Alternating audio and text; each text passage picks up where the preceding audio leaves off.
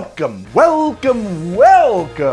to Cursed Cocktails, the series where I punish myself for failing to have a better episode idea put together in time for the shoot. So yes, I deserve this. If you're keeping track, this is volume 3 of Cursed Cocktails. We did the original about a year ago. Volume 2 was when I did DuckTales from the Venture Brothers. And now here we are at long last at volume 3. And as much as I would love to keep monologuing here so that I could avoid what is coming for me, I'm all out of things to say. So let's just get on with these drinks. Or whatever these things are.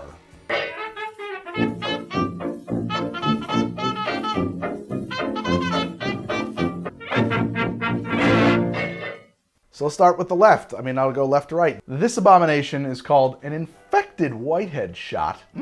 It's made by placing equal parts vodka and Bloody Mary mixed together and then topping it up with some cottage cheese. The thing about that is that I actually kind of like cottage cheese, and I'm using just a commercially available Bloody Mary mix. We're using the Murph's famous Bloody Mary mix. As long as it's got some serious horseradish in it, and it does, this might actually be good, as stupid as it sounds. Like Bloody Mary mix, tomato, horseradish, and cottage cheese doesn't sound like a terrible combo. And then there's also some vodka in there. All right, well, it does take a minute to get the courage. I should have had a shot of something else first. Like a little Dutch courage for my Satan's courage.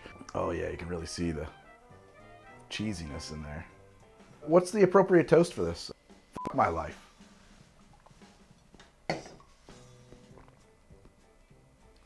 Fuck you. God damn it. Oh God, that's bad. It's terrible. Yeah! It is not horseradishy enough. It's a little bit of black pepper and tomato. And chunky? It's chunky. Chunky is the word to describe it. You have to chew your way through that one. And it really makes the hair on the back of your neck stand on end. That is a tasting note. Put it on the screen. It fills you with evil. I don't know how else to describe it. It's so much worse than I was prepared for that to be. I really actually thought that one might be kind of a way to ease my, and maybe it was, a way to ease my way in here. I thought that would not be so bad. It's bad. It's so salty, man. It's just so salty. It's not really hot or spicy the way you want it to be at all. If I was blindfolded and you told me this is olives and brine and cottage cheese, I would have believed you. The vodka, a very fine vodka, Kettle 1, available now at Curiata, drink.curiata.com. Well, the vodka in there is vodka, so I suppose I just had an ounce and a half of vodka and I'm the drunker for it. It is, I would say, small comfort. It is no comfort at all to know that some portion of my brain cells were destroyed in the process of drinking that, and in maybe some way will contribute to my not remembering the experience, but no, I think that one is gone straight through the hippocampus into long-term memory. I think that's going to stick. In short, 'tis bad. Let's move this slow train to hell right along. This one they call the Tapeworm Shot, this is called a tapeworm. Very similar, I would say, to the Whitehead Shot in many ways. Equal parts Tabasco and vodka with a real lengthy squeeze of mayonnaise. And I do say squeeze. The whole point is to squeeze it because you want to get these strings of mayonnaise that run through the drink that look like a big old tapeworm. I'm just processing. I have a lot of things to process right now. Tabasco. Lots of Tabasco. Equal parts Tabasco, in fact. I had to pop the cap off of my Tabasco to do a 1 ounce pour or 1.5 ounce pour of Tabasco to make it equal parts, because this is a larger glass. Am I man enough? Am I equal to the challenge?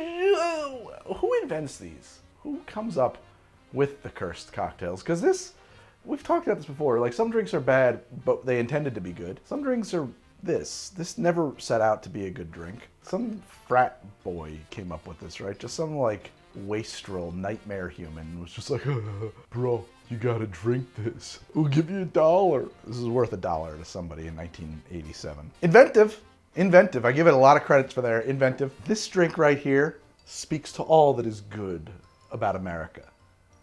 The power of entrepreneurship. Wow!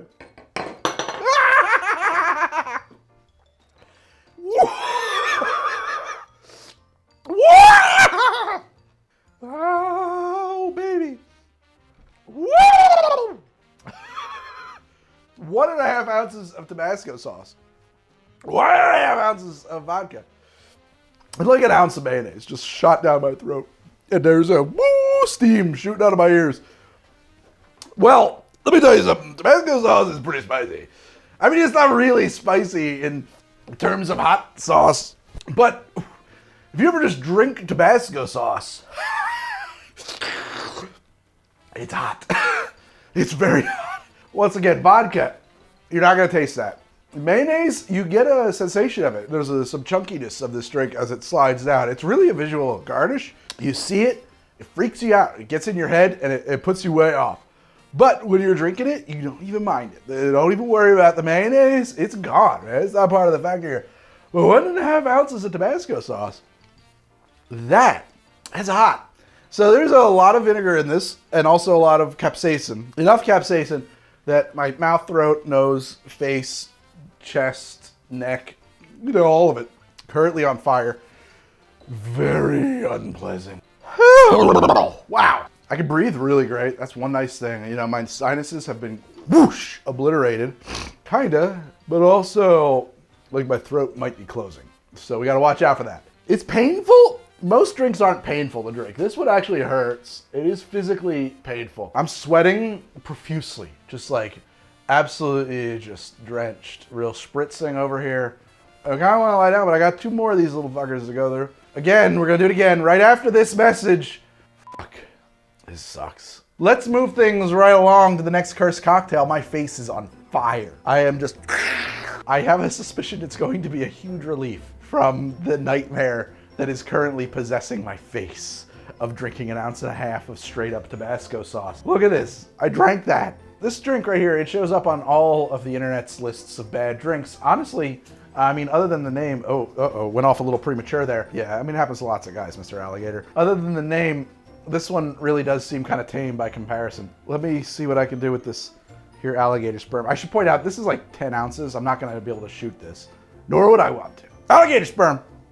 Sperm from the alligator.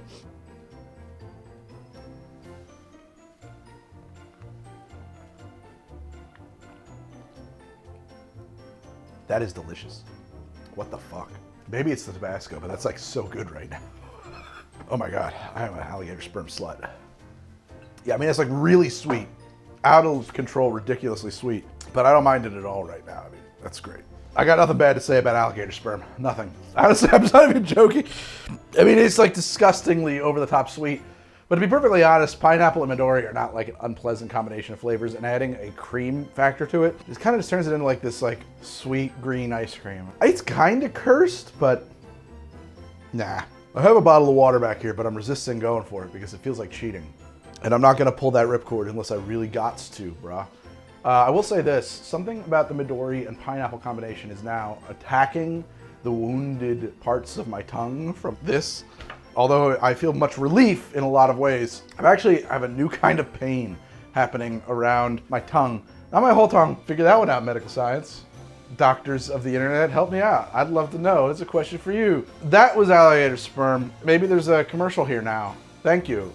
We will see who would be interested in sponsoring this little slice of heaven right here. All right, so here we are to our final cursed cocktail of this episode. This little duo is maybe one of the better known of the cursed cocktails. It's called a cement mixer. It's 1 shot of Bailey's Irish Cream served in tandem with a shot of lime juice. So the idea here is, and I've never done this, is that I would take each of these shots, knock them back together, roll them around in your mouth, curls. Really chew on the whiskey in this case. I'd actually literally chew on it and enjoy. I don't really like Bailey's Irish Cream. I don't have a whole lot of uses for it. It shows up on the show once in a while because of a drink that calls for it. But I do love lime juice. I hope this doesn't ruin lime juice for me. I just like to drink straight up lime juice. That's not true. Nobody does that. I mean, somebody does that, but it's not me. 1 to get ready. 2, for the show. Oh no, wait. 1 for the money. 2 for the show. 3 to get ready. Go, man, go.